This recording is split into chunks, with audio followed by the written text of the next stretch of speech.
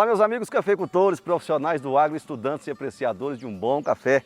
Tudo bem com vocês?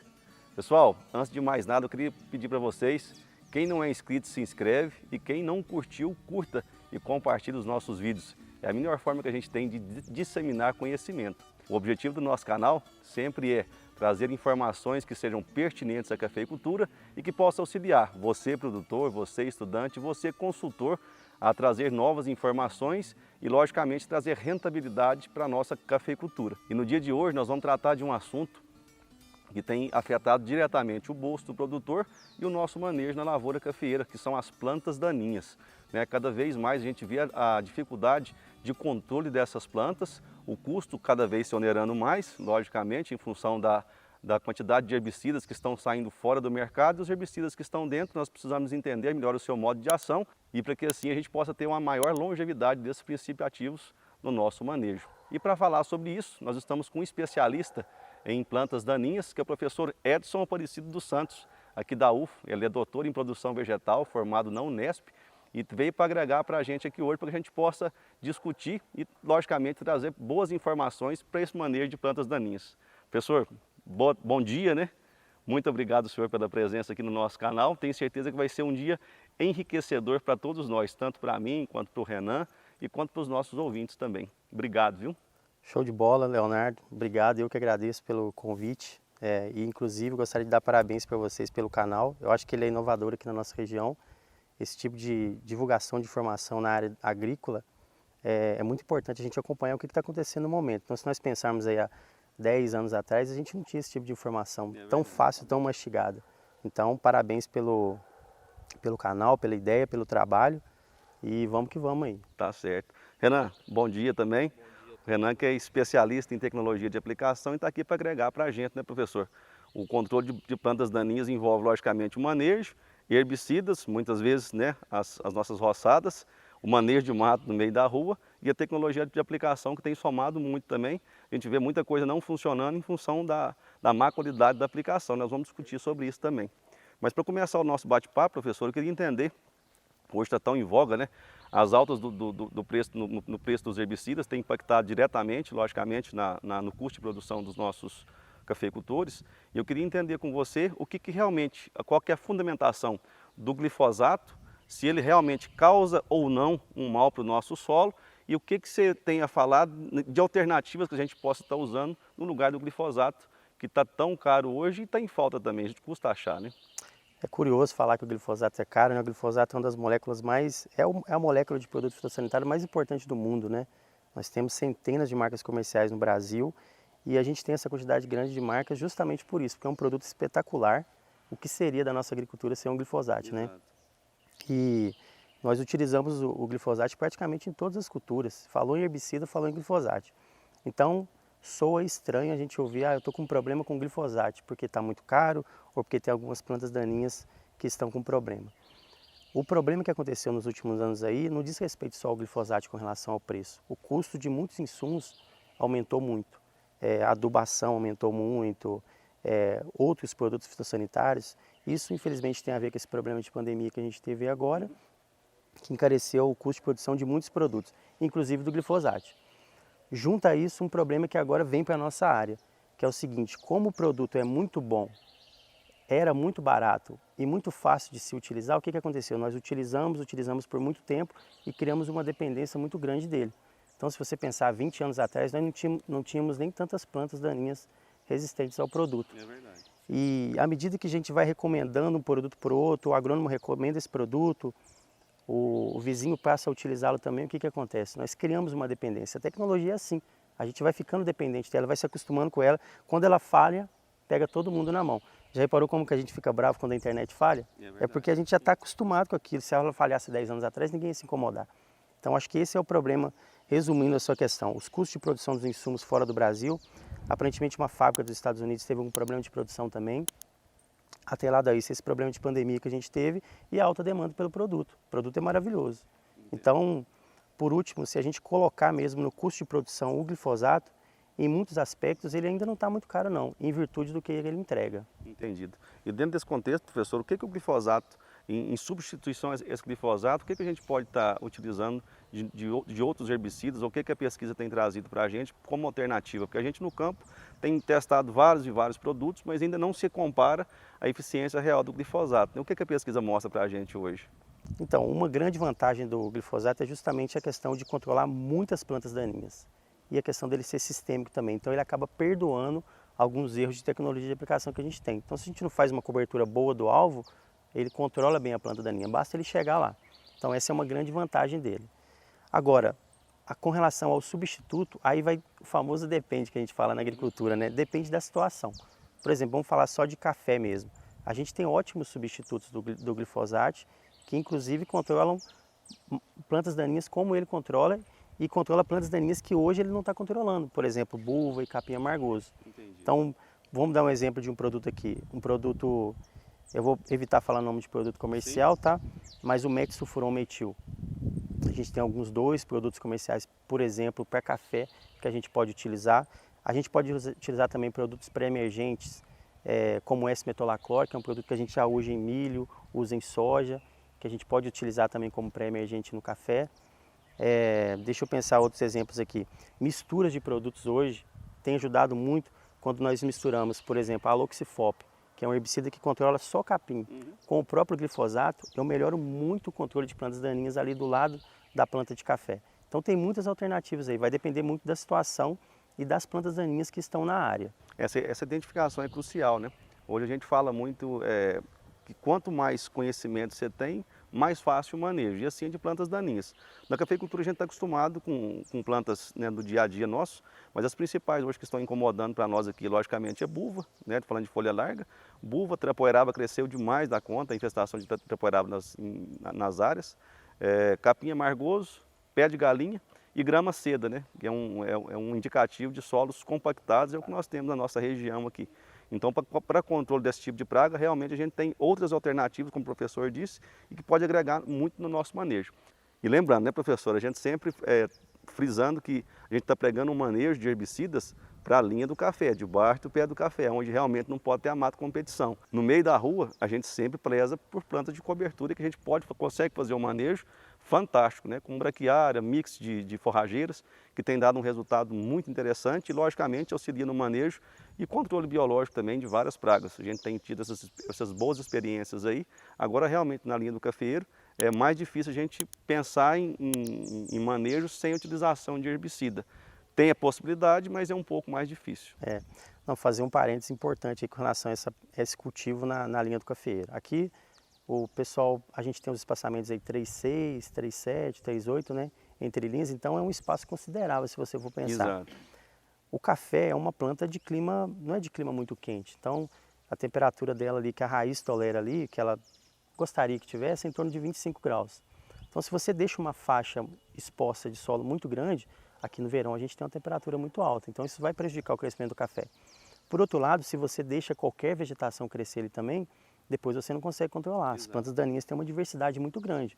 Se você ficar aplicando o mesmo herbicida todo ano, obviamente você vai selecionar a planta que não vai morrer mais com esse produto. Então, o que é, na minha opinião e na opinião de muitos colegas aí, professores, qual que é um manejo muito bacana de se fazer hoje? Como você tem um espaço muito grande, coloca uma planta lá que você tem controle sobre ela. Exato. Você deu um ótimo exemplo aí, a braquiária. A braquiária é uma maravilha, porque a gente está falando de glifosato, com 1,5 litro de glifosato por hectare, você controla ela tranquilamente. Agora, você não controla a buva, você não controla trapoeraba, você não controla essas outras plantas que são problema. Então, se você conseguir manter a linha coberta com uma planta que você tem controle sobre ela, ótimo. Além disso, as raízes dessas plantas, dessa planta que você vai manter na entrelinha, vai fazer com que a temperatura do solo fique melhor para o café. Exatamente. Que é uma coisa que você não consegue se você não tiver uma planta ali. Agora, é aquele negócio, manter uma cobertura vegetal, igual o Renan falou aqui agora, na entrelinha, e tomar cuidado também com a interferência, porque o café é maravilhoso, você gosta de beber o café, mas é uma planta muito sensível à interferência. Exatamente. Então, se eu tiver uma raiz ali próxima ali da própria braquiária, das outras plantas, eu vou perder, porque eu estou colocando um adubo ali muito caro, muitas vezes eu estou colocando uma irrigação, que é muito caro também. Então, por isso que a gente falou mais cedo que o glifosato, será que é caro mesmo?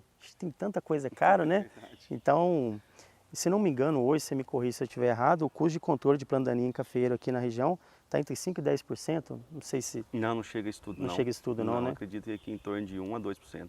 Então, do custo de produção, voltado para café, sim. e o fertilizante acho que é quase 50% do O custo fertilizante hoje operacional, tem né? onerado bastante. Aí a gente coloca um adubo e a planta daninha pega ele. Então o herbicida é muito barato ainda. É verdade. Tá caro porque a gente não está muito acostumado com esse preço absurdo. Assustado ainda. A gente está assustado, mas se você colocar num todo, não podemos abrir mão desse produto não. Agora, quando a gente consegue integrar a forma de controle, como você falou agora, quando a gente dá aula a gente chama de controle cultural. Quando a gente usa outro controle para manejar a planta daninha. Aí é espetacular. Ô Leonardo, e a gente pode ser duro aqui. A gente tem muito exemplo aí de fazendas que adotam essa metodologia e que não usam herbicida no café adulto. Ó, nem uso herbicida aqui. Eu controlo a braquiária, jogo a braquiária cortada na linha do café e eu não uso herbicida aqui. Então é uma série de fatores que depende de cada situação. Exato. Dentro da nossa consultoria a gente tem prezado muito por isso. Existe uma demonização do herbicida na cultura do café, né? E a gente tem prezado muito em função de fazer esse controle alternativo, né? Um controle cultural. Realmente funciona muito bem. O custo realmente abaixa, porque o custo de uma roçada hoje ela é bem mais barata do que o custo do herbicida, né? Então tem adiantado muito. A gente não agride a microbiota do solo, realmente não agride o ambiente, né? do café ali, tão importante para nós. E voltado para essa parte, Renan, falando nessa parte de aplicação, o ano passado, o ano atrasado, a gente teve muito problema com o glifosato WG. Né? Foi um problema que a gente tinha, eu não tinha esse entendimento. Por que algumas áreas funcionam, outras áreas não funcionam? E a gente começou a conversar e entender, tudo voltado pela parte de tecnologia de aplicação. Né? Fala um pouquinho disso para a gente. Então, pessoal, uma das grandes dificuldades, né, na cultura do café é o pulverizador que faz o manejo de plantas daninhas. Né? É um pulverizador, em maioria montado em terceiro ponto, né, nos 3 pontos de levante hidráulico. E o sistema de agitação dele, infelizmente, é um sistema de agitação ineficiente. E quando a gente trabalha com glifosato WG, é uma molécula difícil de diluição e ela precisa ter uma certa agitação, uma certa frequência de agitação. E esse pulverizador, esse tipo de pulverizador, em maioria tem um sistema de agitação hidráulico, que a gente chama, né?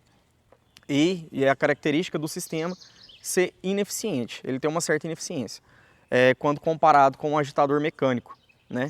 Então, infelizmente, Léo e Edinho, a gente tem essa dificuldade nos pulverizadores para herbicida no café, na cultura do café. É um sistema falho, tem como ser melhorado, tem um sistema de Venturi para poder dar uma melhorada no sistema de agitação, que muitos pulverizadores não vêm com esse sistema de Venturi, que também é um sistema hidráulico, porém mais eficiente. Então pode ser instalado. É uma alternativa para o produtor, esse sistema consegue encontrar em lojas de peças agrícolas, então pode ser adaptado e melhorar um pouco a eficiência. Mas de toda forma ainda o glifosato WG é um gargalo ainda para nós ainda na cafeicultura. Se mostra muito eficiente quando bem manejado, porém ainda tem alguns pontos de interrogação quando a gente trabalha com um pulverizador com ineficiência de agitação. E é o que nós mais temos, né? Infelizmente a cafeicultura a gente sempre está batendo nessa tecla, o pessoal fala muito da tecnificação da cafeicultura, mas estamos bem longe disso, né, professor? Infelizmente, né? Então, Leonardo, eu acredito, né, que tudo é um processo de melhora. Se nós compararmos o que acontecia alguns anos atrás, até mesmo os próprios produtores, dificilmente eles vão falar assim, nossa, antigamente era tão mais fácil, porque as coisas vão melhorando, porque a nossa eficiência vai melhorando. Isso eu acho que esse é o objetivo do produtor do campo hoje, é melhorar o serviço dele. E fazendo um parênteses com as plantas daninhas, é isso que acontece. Antigamente nós manejávamos plantas daninhas com muito mais cuidado, utilizávamos muitos herbicidas que não são seletivos para o café, mas a nossa tecnologia de aplicação, eu acredito que era feita com mais cuidado. Por quê? Porque não sei se o produtor tinha mais zelo, mas hoje aumentou muito a quantidade de serviço que ele faz. Ele produz café, ele produz outra coisa, ele está mexendo com um secador, um equipamento que está com problema. Então ele acabou dando menos atenção para a planta daninha e uma hora a casa ia cair, porque as plantas daninhas têm o que a gente chama de variabilidade. Se você começar a repetir um manejo por qualquer que seja, mais cedo ou mais tarde ela vai tomar conta da área. A regra é da planta daninha, o ambiente não é do café. A gente que está colocando café não é daqui, né? É verdade. E nesse intuito também dessa parte de tecnologia de aplicação, uma coisa muito importante a ser falada também, tanto o professor quanto o Renan, é a época de aplicação de controle desse mato, né? Que infelizmente também muitas vezes a gente deixa passar do ponto, né? Isso é muito importante ser falado também, né, professor? Qual que é a importância de ter esse cuidado, de ter esse zelo, de pegar o mato na hora certa? Porque a gente depara todos os dias com o produtor, só, Leozinho, o herbicida não funcionou aqui, tal lugar deu certo, tal lugar não deu certo, você vai ver, analisar, ó, eu passei a recomendação tem 20 dias, De 20 dias para cá, num período chuvoso igual esse aqui, o mato cresce bastante. E realmente chega num ponto que aí você peca pela ineficiência da aplicação e pega pelo ponto de controle desse mato E também. também né? eu aproveito, né, Léo, a oportunidade e junto com essa pergunta do Léo, Edinho, eu, numa situação dessa, o mato cresceu, escapou, tem período chuvoso demais, tivemos aí praticamente 20 dias, né, já atrás nas aplicações de herbicida. O que o produtor pode fazer na situação dessa, onde o mato já cresceu? Uma roçagem, uma trinchagem, para depois, novamente, a hora que o mato chegar num ponto de controle mais adequado, a gente entrar aplicando? Qual que seria uma alternativa ao nosso produtor também? Esse realmente é um problema muito técnico e muito difícil. Quando a gente tem outras operações acontecendo na lavoura, né? Então você tem que usar o trator com outra coisa, não dá tempo hoje, isso acontece, isso é natural, isso faz parte. Esse problema não vai ser resolvido da noite para o dia. De novo, os produtos, nós falamos de determinados produtos aí, o Brasil é o maior mercado de herbicida do mundo, né? Então você tem muito produto. Todos os produtos são bons, Leonardo. Todos os produtos são ótimos, aliás. Todos eles. Ah, esse produto aqui é ruim. Não, não tem produto ruim. A empresa demora 10 anos para desenvolver um produto, ela não vai fazer um produto ruim, ela faz um produto muito bom. Quando que a gente falha? Quando a gente começa a usar o produto fora da recomendação. Então se nós pegarmos as bulas dos herbicidas todos, a grande maioria plantinha 3, 4 folhas só. A partir de quando nós passamos daí, a gente começa a admitir alguns problemas. Então, por exemplo, o próprio glifosato, se eu aplicar na trapoeraba um pouco grande, eu já não vou controlar ela mais. Aí você já tem que abrir mão de outro produto, ou aumentar o volume de cauda, ou aumentar a dose. Exato. E aí você vai aumentando os problemas que você tem, inclusive selecionando planta. Então, passaram 20 dias, respondendo a questão do Renan aqui, passaram 20 dias, não consegui controlar, isso é normal, isso é natural, não vai acabar o mundo por isso acontece. O que eu posso fazer? A sugestão do Renan foi ótima. A roçadora é um ótimo implemento. É mais leve, eu acho que é mais barato também, consome menos óleo diesel, né? Com certeza. Me corrija se eu estiver errado, que é a trincha. E a trincha ela tem um detalhe muito, muito importante. Aparentemente, o corte que ela faz nas plantas é um corte com fragmentos de plantas menores. Algumas plantas, elas não se reproduzem só por sementes, elas se reproduzem por essa parte propagativa também. Por exemplo, a trapoeraba. Então esse material cai no chão e ela começa a germinar algumas semanas depois, a emergir, né? E aí você vê ali 2 folhinhas, uma folhinha, vou colocar 1 litro do produto, a menor dose. E aí que a gente cai do cavalo, porque ali não é uma plantinha que está ali, é uma planta enorme já, que está com o sistema radicular todo feito no solo já. Então esse é um problema muito grande que o produtor de café tem. Quanto mais ele mexe na área, mais ele estimula a germinação dessas plantas. Agora, tem produto para cada situação. E a roçada é uma ótima alternativa para controle dessas plantas que são perdidas, mas o produtor tem que saber que muitas vezes uma plantinha que está pequenininha assim não é uma planta de vinda de semente não. Ela é uma planta adulta já, que nós temos que abrir mão de uma dose maior de produto. Então o técnico tem que ir lá no campo, meter a botina lá, meter o canivete e identificar a planta com atenção e o estágio dela. Matar a planta jovenzinha é ótimo, mas nem sempre vai ser possível. Mas como o senhor disse no início da nossa conversa, eu achei muito bacana. Realmente nós estamos numa zona o glifosato nos colocou numa zona de conforto muito grande, né? Tanto em estágio maior, estágio menor, o glifosato matava tudo. E hoje não está dessa forma mais. E por isso esse manejo é tão importante, e essa identificação a campo é tão importante. E essa questão da roçada aí também, eu acho fantástico. É uma coisa que a gente tem que atinar. Hoje tem um manejo de trincha lateral, que a gente tem utilizado nas nossas fazendas também, tem dado muito certo. Onde você tem braquiária, você deixa a braquiária crescer no meio da rua, vem com a trincha lateral, se necessário for, você aplica o herbicida já na planta em estágio inicial. Se não necessário for, você faz a roçada ecológica, joga essa braquiária para debaixo do pé, e nós vamos ter um controle muito eficiente também, através do abafamento, pela braquiária da planta daninha na linha do café também. Né? O Edinho falou uma coisa muito importante no início da fala também, que a braquiária ela vem agregar, né? É uma planta de fácil controle, caso necessário ser feita. E a parte física do solo, o que ela agrega na parte física do solo, né, Léo? Que a gente vê muito, a gente teve muitos problemas aí no início.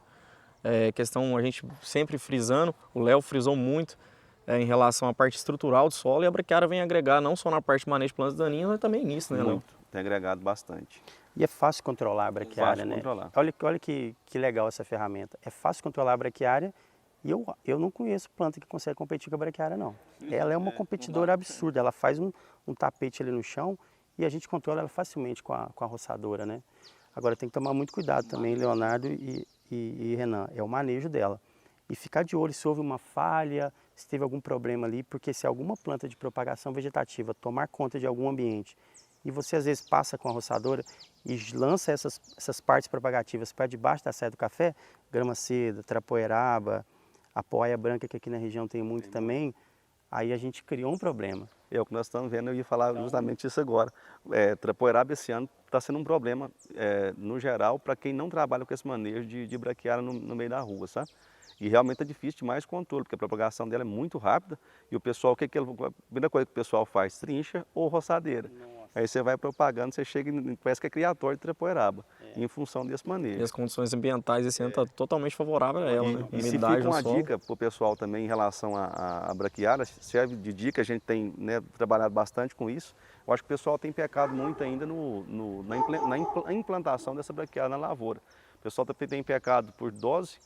A gente tem recomendado, o pessoal recomenda 5, 6 quilos por hectare, garantindo que essa semente tem um vingamento, e realmente tem. Mas o que acontece? Quando você trabalha com um volume um pouco maior na linha, acima do recomendado pelas empresas, você tem um fechamento muito mais rápido dessa planta, você consegue abafar muito mais rapidamente as plantas daninhas do meio da rua. E a questão da roçada da mesma forma. Como é uma planta perene, se você deixar crescer demais para roçar, você vai ter uma lignificação muito grande dessa planta. E aí você tem uma competição por nitrogênio, a relação carbono-nitrogênio da braquiária, ela é muito alta. Então a gente sempre preconiza uma roçada mais baixa, cresceu ali 20, 30 centímetros, você faz a roçada, joga essa massa para debaixo do pé, você não vai ter essa competição e vai ter o abafamento. Então essas duas dicas é muito importante para quem está iniciando no manejo da braquiária na entrelinha do café. Essa questão de falar de custo, Leonardo, você estava falando, eu fiquei pensando nisso. Às vezes nós temos lá os custos operacionais das empresas, né? O que a gente faz no ano de um exercício financeiro. E aí você compra a semente de braquiária lá, 5, 6 quilos por hectare, às vezes coloca 8, eu já vi gente colocando 10 quilos por hectare de semente da Rusiziense. E aí você coloca no custo operacional daquele ano. Ó, esse ano eu gastei isso. Só que nós temos que pensar que, no caso do café, o payback, se não me engano, é de uns 6, 7 anos, 8 anos, né? Então é importante, pelo menos na sua mente, você diluir esses custos durante os anos. Vamos tomar cuidado, é difícil falar sobre custo, né? Porque eu nem sou dessa área, mas é complicado você falar sobre um insumo que você está colocando esse ano, sendo que o benefício que você vai pegar dele vai ser ao longo dos anos. Essa é a briga nossa. Você vai diminuir muito o uso de herbicidas, talvez muitas questões relacionadas ao crescimento do café, fertilizante, porque você tem um solo melhor ali na entrelinha. O aproveitamento vai ser melhor. Talvez o controle de praga, todos os trabalhos científicos que a gente tem falam sobre isso. Então, para quem insistir em não cuidar da entrelinha, né, que é o ouro que tem ali no meio ali, né? E essa é uma briga constante que a gente tem com os nossos consultados, o pessoal sempre está, né, perguntando e questionando. Aí você pede para jogar, em vez de jogar 6 quilos, você jogar 12, 14, que hoje é o melhor resultado que a gente está tendo, mesmo da braquiária pura. Realmente ela fecha bem mais rápido, você evita a entrada com herbicida e você consegue fazer esse controle. Nós temos alguns experimentos com 5, 6, até 14 quilos por hectare. E o benefício com 14 quilos foi excelente. O que onerou para o produtor? Cerca de R$150 nesse ano. E é igual você falou, você vai diluir isso aí num período gigante.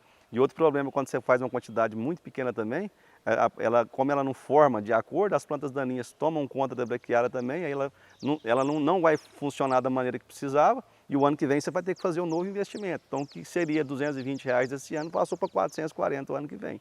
É duas aplicações. Então, um problema vai levando o outro. Então, esse tipo de manejo realmente é muito interessante se atentar para ele. E voltando para a parte de aplicação, Renan, que eu acho muito interessante também, logicamente o controle de plantas daninhas a gente sabe, né? Assim como as pulverizações que a gente faz na lavoura cafeira, o ideal seria uma umidade relativa acima de 60%, seria muito interessante, né? E muitas das vezes, por exemplo, mas a gente vai caminhando aí para o mês de março, abril, maio, que é onde a gente começa o período de dessecação para fazer a dessecação, para fazer a roação, e isso vai dificultando esse controle. O que seria interessante? A gente sabe que tem produtos sistêmicos, produtos de contato. Fala um pouquinho disso aí para a gente também, para o produtor ter esse entendimento de que bico usar, porque a maioria dos produtores hoje também, pelo menos que a gente iniciou o acompanhamento agora, a gente está mudando essa cultura, mas a maioria usa um bico só para todas as operações, para todo tipo de herbicida, e muitas vezes o produto não funciona em função disso, né? Então, Léo e Edinho, o que a gente tem que levar em consideração quando a gente trabalha com herbicidas é saber se ele é um herbicida de contato, se ele vai ser de contato, se ele é sistêmico, para assim a gente determinar qual o melhor bico, né, utilizar, qual o melhor ponto utilizar. Se é uma ponta com antideriva, se é uma ponta com gota mais fina, com gota mais grossa. Isso é muito válido a gente se ater isso aos nossos consultados, ao nosso produtor, e você que está assistindo a gente, saber identificar se esse herbicida vai ser de contato, eu preciso de uma gota menor para a gente ter uma densidade de gota suficiente para a gente ter o controle da planta daninha. E quando a gente trabalha com herbicida sistêmico, eu não preciso de uma densidade tão grande de gotas distribuída na minha planta, porque ele vai ter uma certa sistematicidade, como é o caso do glifosato, igual o Edinho ressaltou para nós. Então, hoje, nos nossos consultados, a gente está adotando 2 tipos de ponta praticamente. Uma delas é um leque duplo, com gota média, vai ter uma distribuição, uma densidade de gota satisfatória, a gente está tendo uma densidade de gota satisfatória com ela, e ela tem a característica de ter um efeito 3D durante a aplicação. Ela pega a planta na primeira passada e numa segunda passada, então a gente tem uma cobertura muito satisfatória com ela, podendo ser utilizado no herbicida de contato e também no herbicida sistêmico, por ter uma gota média, afina, então vou ter uma redução de deriva significativa com ela. Quando a gente trabalha com café novo, né, para o manejo de plantas daninhas no início do crescimento do cafeeiro, a gente tenta trabalhar sempre com uma gota mais grossa, dependendo do herbicida que a gente vai utilizar, como por exemplo o glifosato, que a gente não pode ter o contato direto com ele, com a planta, né, com o nosso pé de café. Então a gente trabalha com uma gota mais grossa, visando a redução do contato mesmo da molécula com o nosso pé de café. Pensando no herbicida pré-emergente, a gente tem que trabalhar com uma gota mais fina porque a gente precisa ter uma cobertura satisfatória do solo. E sempre, né, no caso do herbicida pré-emergente, trabalhar com umidade no solo, nunca com o solo sem umidade, porque a gente vai perder eficiência do herbicida. E falando um pouco questão de gota, a gente pensa em gota, se remete logicamente à deriva. A gente está tendo muito problema de deriva no café. A gente sempre teve e agora está mais ressaltado o tema, porque estamos tendo alguns lotes de café, né, Edinho, que chegaram a voltar, sendo recusados porque de molécula de glifosato no grão. Você podia respaldar um pouco a gente em relação a isso aí? Ô Renan, esse é um problema muito complicado e eu volto naquele ponto que eu falei mais cedo, Leonardo e Renan, sobre a questão da qualidade dos produtos. De novo, as empresas fazem produtos maravilhosos para o agricultor, os herbicidas. E aí onde que a gente começa a errar às vezes? Na tecnologia de aplicação. Exatamente. De novo, já falei isso várias vezes que o glifosato é uma excelente ferramenta. Eu lembro de professor da minha graduação falando, vamos tomar cuidado que a gente vai perder essa ferramenta. E de fato, em alguns lugares a gente perdeu, pelo menos por enquanto. O que acontece? O glifosato, como você falou muito bem, é um herbicida que tem essa característica de ser sistêmico. O que é isso? Ele toca num ponto da folha e ele consegue ir na planta toda. Ele vai lá no sistema radicular da planta, ele vai para as folhas, ele viaja no floema e no xilema que a gente fala. Então ele circula a planta toda.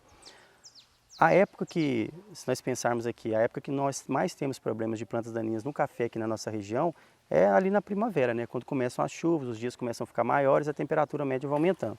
É ali que as plantas daninhas têm. Se nós pensarmos lá na fisiologia do café, qual época do café que a gente está nessa época? O que está acontecendo com o café? Em que estágio que a planta está? A gente está no enchimento de grão. Qual que é o momento que a gente tem mais fluxo de fotossimilados para o grão? É nessa época.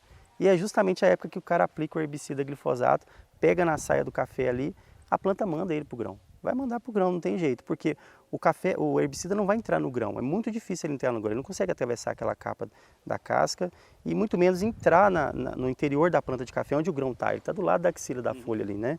Então o que acontece?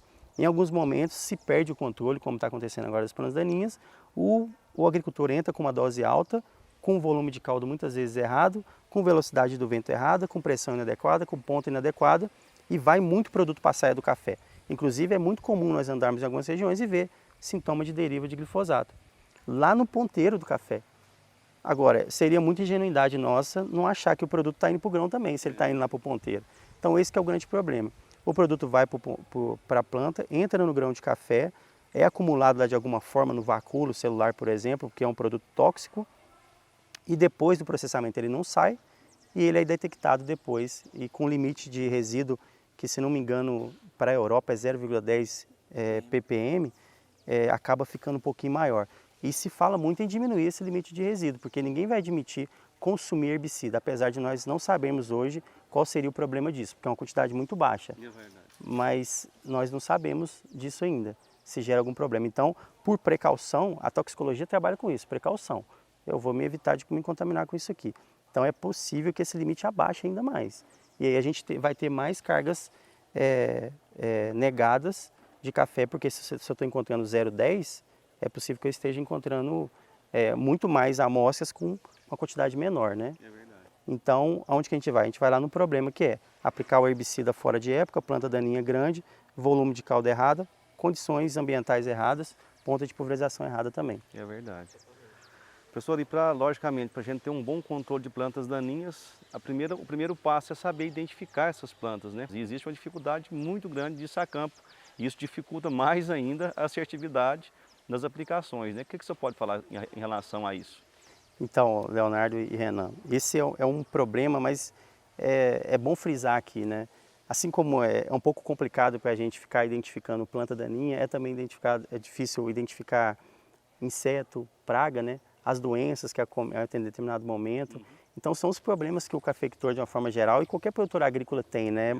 É muita coisa que você tem que cuidar. O trabalho do agrônomo, né, não é simples não, ele é muito complicado mesmo.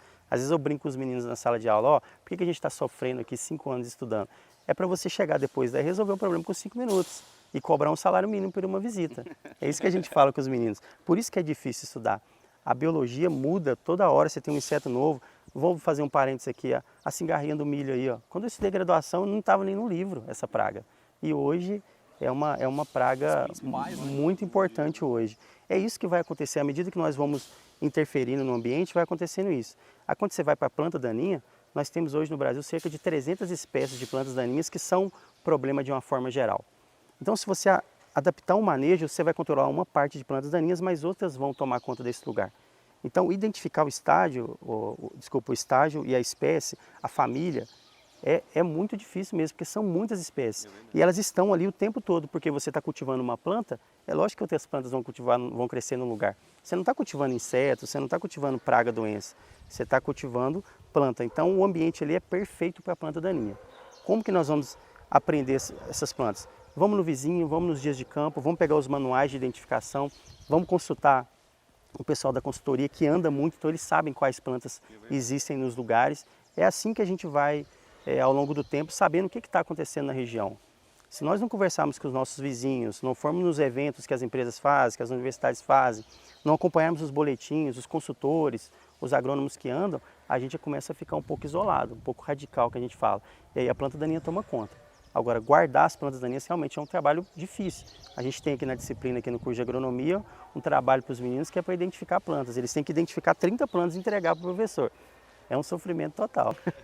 Meu manual não sai de dentro do carro, não. Sempre ando com o manual meu de identificação. E, logicamente, existem várias formas também de disseminação. Nós falamos agora há pouco da trepoeraba, mas as outras pragas, como, por exemplo, mais comuns para nós aqui, né? Buva, pé de galinha, grama seda. Existem formas de propagação diferentes que devem ser levadas em consideração também através do manejo, né, professor? Nossa, Leonardo, ainda bem que você me deu a chance de falar isso, porque aí vem no trabalho preventivo, né? Quando nós alugamos uma máquina, será que a gente tem tempo? Arruma um tempinho, 20 minutos, pega o compressor de ar, joga um ventinho nela, porque ali vem sementes de caruru, vem sementes de buva, sementes de capim amargoso, que são sementes que se deslocam pelo vento. Elas voam grandes distâncias assim, ó, e elas ficam na máquina. Outra semente também que vem muito em colhedora de café que eu já vi é da própria corda de viola, que é um dos maiores problemas que a gente tem. Então você pega a máquina alugada do seu vizinho ou você compra uma máquina usada, se for possível dar uma limpeza nela é fundamental, porque as sementes vêm de outras áreas para as nossas áreas. A semente de planta daninha tem uma característica, Leonardo, que a gente chama de dormência. O que é isso? A semente não germina depois que sai da mãe, não. Ela cai no solo e fica guardada ali anos. A gente tem relato aí de semente que germinou 1000 anos depois. Então imagina, você traz a sua máquina lá com 100 sementes de corda de viola do seu vizinho lá, de 100 quilômetros que você dá de distância de você. Essas sementes caem no chão. Você arrumou um problema para o resto da sua vida, porque ela não vai ser controlada. Então esse é um manejo ao longo prazo, é que a gente falou sobre diluir o custo. Então as sementes se propagam pelas máquinas, pelos animais é pouco provável, assim, acontece pelos animais, mas nós não temos muito trânsito de animais entre áreas, isso é com menor frequência, mas principalmente máquina. Algum insumo talvez que a gente traga, por exemplo, uma casca de café que o pessoal costuma distribuir Isso, a corda de viola ela fica exatamente na casca de café, lá onde você está processando o café, quando você recebe. Aí junta com a casca de café impressionante, você faz um plantio de corda de viola na linha do café. Teve fazenda que nós tivemos que preconizar a não aplicação de palha de café em função da grande quantidade de corda de viola. Se torna uma coisa incontrolável. E a colheita do café, a colhedora mecânica, ela é perfeita para tirar a semente da corda de viola, porque é uma semente relativamente grande, ela tem uns 3 milímetros, 4 milímetros mais ou menos, então ela cai junto com o café e fica junto do café. Então a gente acaba distribuindo. Não tem solução mágica para resolver isso não, viu, Leonardo? A não ser ficar de cima. Então aquele técnico bom, a gente sempre tem aquelas pessoas que trabalham com a gente que são mais habilidosas, mais atenciosas, tem que gastar energia com isso, porque é o trabalho que dá resultado a longo prazo. Não dá resultado assim da noite para o dia não, esquece. Professor, e um ponto muito importante também que a gente não pode deixar de tocar nessa conversa é a questão da mistura de produtos para controle, né? A gente tem hoje, logicamente, todos os produtos, dificilmente você vai entrar com um tipo de produto só, né? E a gente tem tido muito problema também nessa questão de mistura, né? Eu não sei se por falta de orientação, existem muitos problemas hoje na má aplicação, né? Que interfere demais no controle de plantas daninhas em função dessa mistura de produto. E a gente sabe que tem várias misturas hoje também que têm auxiliado muito no controle de determinadas plantas, né? Que é o caso do pé de galinha, por exemplo. Sim, Leonardo, você falou um ponto muito contemporâneo agora no controle de plantas daninhas, que é isso. Nós temos um detalhe no Brasil e no mundo que é o seguinte: as empresas fazem os produtos, os herbicidas, e nas bulas a gente tem pouquíssima informação sobre mistura. Até 2018, no Brasil, o agrônomo não podia recomendar mistura em bula, não, em receituário agronômico, não. Então a gente tinha um problema até legal nessa questão de mistura. De 2018 para cá, o Ministério da Agricultura aprovou, né, que os agrônomos pudessem recomendar misturas. E aí o que aconteceu? A literatura explodiu de trabalho de mistura de produtos. Só que quando você faz uma mistura, você tem muitos fatores influentes nela. Você tem condição ambiental, qualidade da água, a ponta de pulverização, o alvo que você está tendo. Então isso está aparecendo na literatura toda hora. Vou até aproveitar aqui e fazer uma propaganda aqui. Aqui na UFO, a gente está fazendo um sistema que vai ser web e mobile, né, de aplicativo, para indicação de mistura de agrotóxico, de produto de uma forma geral. Se você quiser misturar um inseticida com herbicida, eu estou pretendendo lançar ele agora no meio do ano.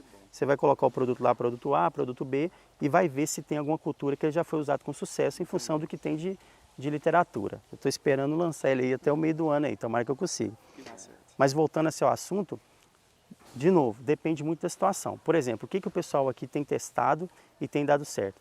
No caso do pé de galinha, tem um herbicida que chama Aloxifop, uma marca comercial que chama Verdict. É um produto que a gente usa em soja há muito tempo. Antes da soja transgênica a gente já usava esse produto já. E ele é muito eficiente no controle de gramas, ele é seletivo para o café, seletivo para as plantas de folha larga que a gente fala. Quando você mistura ele com o clorimuron, que é um produto que tem efeito pré-emergente, ou com o próprio glifosato, você consegue melhorar muito o controle das gramas que você não está conseguindo controlar só com o glifosato. Melhora muito o controle. Outro exemplo de produto para esse caso dessas gramas que a gente não controla, tem um produto que chama saflufenacil. É um produto que é utilizado para dessecar a cultura, que também tem um efeito de queima, é um produto de contato, muito bom. Misturo ele com o glifosato, ele melhora muito o espectro de controle. Então existem as alternativas, existem muitas alternativas. Nós não podemos ficar presos a um ou dois produtos só, sempre tem produtos. Fazer uma rotação, né? Isso, e girar os produtos, isso é fundamental, girar os produtos. Eu não lembro, aliás, saiu no ano atrasado, nos últimos meses aí, ou anos, um herbicida aí, uma molécula nova. Mas a gente estava com um gap de 30 anos sem um produto novo. Não precisa lançar produto novo, a gente já tem produto. Tem o próprio dicamba que está voltando para outras situações, tem produtos inibidores da ALS que a gente fala que estão voltando para algumas situações, ou seja, os produtos já existem. Entendi. Nós só temos que saber usar. É fácil? Não, não é fácil não. Não vamos falar mentira aqui não, que é difícil. Por isso que o técnico tem que estar bem antenado com relação às novidades. E o mais importante, as empresas estão correndo atrás disso. As empresas têm um grupo grande de pessoas trabalhando para ofertar o produto. Tem produtos novos aí, misturas de produtos novos aí no café. Deixa eu dar dois exemplos aqui. Ó. Nós temos um produto que veio da área florestal, que a gente chama diuron e sulfentrazone, produto pré-emergente bom para aplicar ali na linha do café adulto. Tem um outro produto aqui na região que o pessoal está começando a testar aqui agora. Deixa eu lembrar que é flumizin, mais um outro ingrediente ativo que eu esqueci o nome agora, que é um ótimo pré-emergente também, que deixa aquela linha limpa, bem limpa mesmo ali na área da saia do café, né? Que é onde tem que ficar limpo mesmo. O produto comercial chama Falcon e ele tem sido aos poucos distribuído aqui na região. Então as alternativas tem. Agora o produtor tem que ficar, os interessados, né, tem que ficar atentos às novidades. Se nós acharmos que vamos repetir uma tecnologia aí durante 20, 30 anos, não, esquece, isso não funciona com planta daninha não. É verdade. Uma outra dúvida que o pessoal sempre tem também, professor, sempre nos consulta, é a utilização ou não de óleo mineral, óleo vegetal, nessa mistura também. Qual que é a importância desse óleo na mistura com herbicida? Isso. Alguns produtos têm uma dificuldade muito grande em penetrar na planta ou têm dificuldade muito grande em permanecer ali sobre ela até penetrar de fato, porque a gente fala sobre a cobertura que o Renan falou agora há pouco. Aí adiciona a tecnologia de aplicação, as condições ambientais e a gente tem as cartas na manga, que são os adjuvantes. Então 0,3%, 0,5% de óleo mineral, por exemplo, para esses herbicidas que a gente chama de inibidores da CCase, é fundamental. Isso está lá na bula. O produtor do produto coloca lá, ó, adiciona 0,5% de óleo mineral ou de uma outra adjuvante, que ele vai melhorar a cobertura que o Renan falou agora há pouco e vai melhorar muito a eficiência do produto. Às vezes a gente fica bravo que o produto não funciona, mas nós não seguimos as recomendações. Esse que é o problema. E assim, isso acontece em todo lugar, não é só com a agricultura não. Você compra um computador lá, não sabe ligar ele, às vezes você só não colocou a tomada na parede. E outra questão, então a gente falha mesmo. Falha muito. E outra questão muito importante também, eu gostaria de deixar frisado também, é a questão do pH.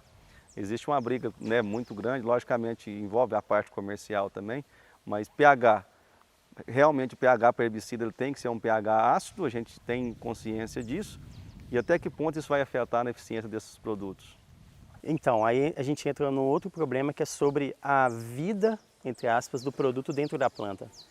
O pessoal da química das empresas sofre com isso, porque você tem um pH diferente dentro da planta, mas esse produto ele fica num pH, por exemplo, muito básico, igual a gente tem algumas águas aqui na região que tem um pH um pouco básico, né? Um pouco mais alto, e aí atrapalha muito a eficiência do herbicida. Então você coloca o produto na água e você praticamente tira a efetividade desse herbicida na água. Isso acontece muito com o glifosato aqui na região. Então você tem que colocar um condicionador de pH nessa água para diminuir um pouco do pH dela para ela funcionar melhor. E nós temos muitos problemas aqui mesmo, né, Renan? Exatamente. O Edinho, nessa situação de eu colocar um redutor de pH, né, um fosfito que seja, ele vai entrar primeiramente na cauda ou posterior ao herbicida? Qual que é o posicionamento nessa situação? Você precisa ter uma cauda já preparada, com pH adequado para o herbicida ou posteriormente a Isso, colocação? é uma questão também que às vezes acontece, né? A gente vai colocando os produtos, é igual fazer uma sopa, né? Não, não é bem assim, tem o posicionamento direitinho. É importante que a cauda já esteja com pH de acordo depois que você for adicionar o herbicida. Perfeito. E sempre, pessoal, novamente voltando à parte de agitação de cauda dos nossos pulverizadores de herbicida, né? Para quem não sabe, quando eu falei anteriormente, a parte de agitação hidráulica, o próprio retorno do comando defensivo do nosso pulverizador é o que realiza a agitação dessa cauda. E como nós já falamos, infelizmente é uma agitação ineficiente. E quando também falando de mistura, né, de vários diferentes moléculas para buscar uma efetividade de controle, a gente tem que sempre pensar em fazer um teste de garrafa, né, um teste do copo, para ver se vai ter compatibilidade física. E não só física, tem compatibilidade química também, só que infelizmente a gente não tem um controle tão efetivo dessa incompatibilidade. Mas pelo menos física, se não vai ter nenhum agregado, se não vai ter nenhuma coagulação de molécula na cauda, isso é importante a gente já iniciar, né? A gente já fazer isso antes de soltar a aplicação. E a gente tem muito relato dos nossos produtores, né, Léo, que quando vai fazer algum tipo de aplicação de herbicida, vê o herbicida ou controlando muito no início da aplicação do primeiro tanquinho, né, do primeira passada, e lá no final não está controlando mais nada. E voltamos para a parte de agitação de cauda ineficiente. Ou, pelo contrário, quando temos uma molécula em suspensão, né, mais densa que a água, ela fica na parte superior do nosso reservatório, no início da aplicação não está controlando nada, e no final controlou que foi uma beleza. Então a gente tem que sempre tomar cuidado com a agitação de cauda, com limpeza de filtro muito importante dos nossos pulverizadores, não só do herbicida, mas de maneira geral, né? Temos que ter uma manutenção eficiente, uma manutenção adequada dos nossos pulverizadores. Ô, Renan e Leonardo, quero fazer um parênteses com relação ao que você falou aí sobre efeito de mistura. Primeiro deixar o pessoal calmo sobre as misturas, porque a ciência, a gente mistura produto há muito tempo, mas esse boom de misturas que nós tivemos aí, a ciência está entregando os resultados agora. Até o pesquisador lá, o cientista fazer o trabalho, vocês fazerem o trabalho no campo, levar isso para informação técnica, disponibilizar, isso leva um certo tempo e, como eu falei, são muitos fatores que interferem numa mistura. Então, às vezes a mistura do meu vizinho deu certo, mas a minha não deu, por uma série de fatores. Eu não vou nem mencionar aqui mais quais são eles. Então, é para ficar tranquilo e, o mais importante, se manter atualizado. Uma mistura que eu estou fazendo hoje de um produto pode não funcionar semana que vem, porque as plantas daninhas, semana que vem não, desculpa, ano que vem, porque as plantas daninhas mudaram. Ou porque está um pouquinho mais quente. Tem produto que eu perco ele para a atmosfera porque está um pouquinho mais quente. Então, esses detalhes aí, só deixar o pessoal calmo, vou resolver isso da noite por dia, não vou resolver da noite por dia, mas é fundamental que a gente esteja atualizado. E gente para atualizar hoje tem demais. O exemplo aqui, essa conversa nossa aqui agora, você está disponibilizando na internet, o pessoal do mundo inteiro tem acesso a essa conversa agora. Então tem que estar atualizado o tempo todo. E é difícil, não é fácil não, porque toma tempo, né? Mas eu não entendo isso como toma tempo não, isso é investimento. E hoje está gratuito aí, a gente tem acesso aos artigos, às entrevistas, a gente tem a universidade pública para os meninos estudarem, enfim. Tá aí, a gente tem que correr atrás. Tá certo. Professor, então, queria agradecer, né, imensamente a sua participação aqui com a gente. Foi muito engrandecedor, né, Renan? Com certeza. Para nós como consultores. Um dedinho de prosa muito bom. Eu sempre falei no último vídeo com o André, né, o pessoal sempre pergunta, o que vocês ganham com esses vídeos? Você monetiza isso? Você ganha dinheiro com isso? Eu falei, não, pelo contrário. Gasta. Nós estamos gastando para produzir material. Mas o que a gente ganha em retorno disso, com o conhecimento, com esse contato que a gente tem com a área da pesquisa, realmente é muito engrandecedor para a gente. É um papel social, eu sempre falei isso, né? Acho que é um papel nosso como ser humano, é pegar o pouco que a gente sabe, contar com o conhecimento de pessoas especialistas em cada situação, como é o caso do professor Edson aqui da Universidade Federal de Uberlândia, e passar esse conhecimento para você que está aí do outro lado. A cafeicultura ainda é muito carente de informação e o que a gente puder fazer para contribuir, para chegar essa informação, né, de forma mais fácil e de forma mais assertiva também, né, para que a gente possa minimizar muito os nossos erros em campo. Eu sempre falo, igual o professor falou mais cedo, não existe produto ruim. Existe produto mal recomendado, existe produto mal manejado, mas a gente tem uma gama de produtos hoje no mercado que atendem perfeitamente às nossas necessidades, né? Os nossos manejos também, muitas vezes você não faz um manejo eficiente, mas o manejo sustentável da cafeicultura ele é muito importante. Então nós temos sim ferramentas para que possa fazer isso, basta que essas ferramentas cheguem até vocês e através do conhecimento, não existe outra forma, né, professor? Sem dúvida, Leonardo. Acho que a gente está finalizando, né? Queria agradecer. Eu acho que você falou sobre custo aí. Eu estou na universidade, eu sou suspeito de falar. Minha mãe fala assim para mim, meu filho, conhecimento não ocupa espaço. E você nunca perde por divulgar um conhecimento. Então, distribuir o conhecimento é uma dádiva. Eu acho que esse trabalho que vocês estão fazendo é maravilhoso. Acho que nem tem que pensar sobre esse negócio de monetizar não, porque isso é muito digno, né? Então é o trabalho nosso aqui na universidade, a gente tem uma universidade grande aqui, a instituição de pesquisa tem centenas de servidores aqui, o próprio Renan trabalha aqui com a gente, então isso não é nenhum problema não, eu tenho que te agradecer por dar a oportunidade, a gente não tem uma galera assim profissional para filmar a gente aqui, tem que arrumar também, a gente tem outros especialistas aqui, além do Renan, além de mim, tem outros professores aqui que dominam as suas específicas áreas na área de produção de café e de outras culturas também. Então eu gostaria que você voltasse aqui e gravasse o vídeo no mesmo lugar aqui do mesmo jeito. E eu quero que isso apareça mesmo para o pessoal conhecer a UFO, conhecer a sua equipe e quem está mais longe aí, conhecer a nossa região aqui de Monte Carmelo, que é uma região muito rica, de um povo muito trabalhador e de produtos de altíssima qualidade aqui no meio agrícola. Então, eu que agradeço a oportunidade. Obrigado. Renan, obrigado também por estar com nós aqui hoje. Eu que agradeço ao professor Edson pela participação, né, nesse vídeo, nesse dia. De antemão, ao pessoal que está nos assistindo, aos nossos produtores, aos nossos consultados, aos nossos amigos e quem nos vê aí de longe, Café Além da Xícara está sempre à disposição, todo mundo. E tenho certeza que o Edinho também vai estar, o famoso Edinho, vai estar sempre à disposição aqui para quem tiver alguma dúvida, para poder estar procurando a gente, né? E nós somos muito felizes, né? Eu sempre falo isso, nós temos somos muito felizes e honrosos de ter a universidade perto da gente também, né, Edinho? Duas universidades. Duas universidades, nós temos a Unifucamp aqui e temos a UFO. Então isso é muito engrandecedor para a nossa região, né? Ter profissionais e ter essa unidade de ensino que daqui para o mundo, né? É sempre assim, né? Então muito obrigado a você, obrigado também ao pessoal da UFO, da Universidade Federal de Uberlândia, que sempre está cedendo esse espaço para a gente também, está fazendo essa ponte, esse elo de ligação, né? Entre a pesquisa, entre a ciência e o produtor e o nosso cafeicultor daqui da região do Cerrado Mineiro.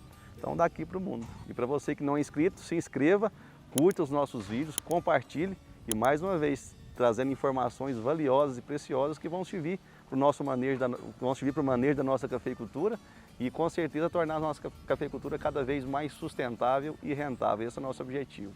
Café Além da Xícara, vem comigo que a moda é boa.